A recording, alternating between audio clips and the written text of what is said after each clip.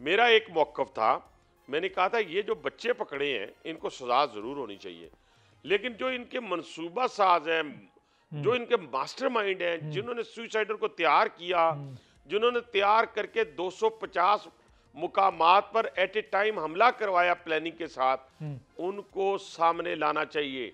अभी तो पहला मरहला तय हुआ है, अभी तो पार्टी डॉक्टर साहब शुरू हुई है और अभी से चीखें निकलना शुरू हो गई हैं।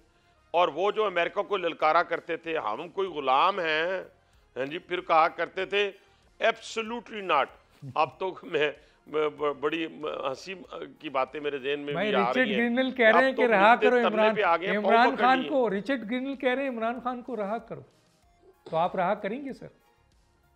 वाह वाह वाह वाह वाह वाह वाह वाह वाह। अगर इसी तरह रिहाई मिलने शुरू हो गई तो फिर मेरा ख्याल है कि हम सारे कैदियों को रिहा क्यों ना कर दें। और सब्सक्राइब करें और बेल दबाएं ताकि कोई खबर रह न जाए।